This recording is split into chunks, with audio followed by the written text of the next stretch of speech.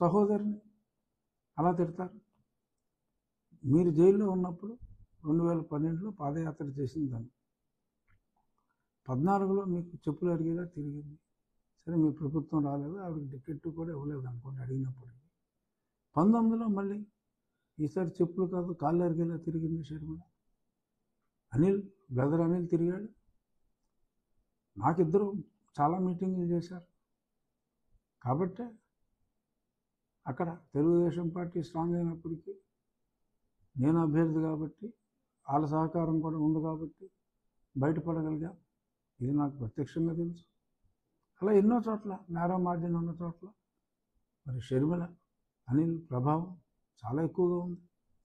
ఫుల్లుగా వాడేసుకున్నారు, సబ్బును వాడినట్టు వాడేశారు, రుద్దేశారు మొత్తం అరిగిపోయేలా. మరి ఇప్పుడు నోటికి వచ్చినట్టు మాడతారా? వైఎస్ షర్మిల రెడ్డి అని మీ పేపర్లోనే మొన్నటిదాకా రాసుకుని ఇవాళ ప్రతి అడ్డమైన ప్రతి నా బాగోదు, మీ అంత బలగరగా నేను మాట్లాడలేను. ప్రతి నా సన్నగాడు షర్మిల శాస్త్రి ఏంటి మురుసుమూరు ఏదో ఇంటి పేరు చెప్తారు, మరుసుపల్లి షర్మిల శాస్త్రి. మరి మొన్నటిదాకా మీ పేపర్లో ఎందుకు రాసుకున్నారు? రెడ్డి కాదా అంటే అసలు మీ ఉద్దేశం ఏంటి? రాజశేఖర రెడ్డి గారే రెడ్డి కాదా, వేరే కులమా? జగన్మోహన్ రెడ్డి రెడ్డి కాదా, వేరే కులమా? వాళ్ళెదురో రెడ్డి అయినప్పుడు షర్మిల రెడ్డి కాకుండా ఎందుకు అవుతుంది?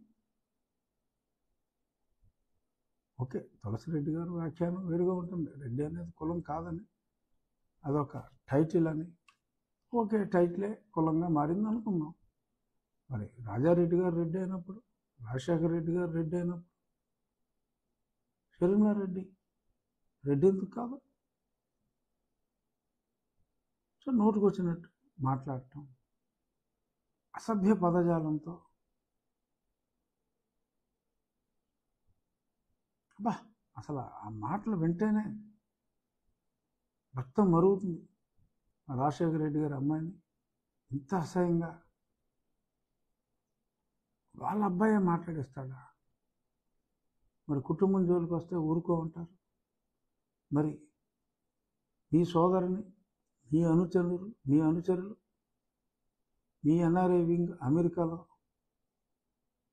కుక్కలా మురిగే ఎన్ఆర్ఐ వింగ్ వాడు అతి నీచంగా సభ్య సమాజం తలదించుకునే విధంగా మాట్లాడితే మీ ఏమో కొందరు కులదేవత అంటారు, ఇంకేదో పేర్లతో పిలుస్తారు.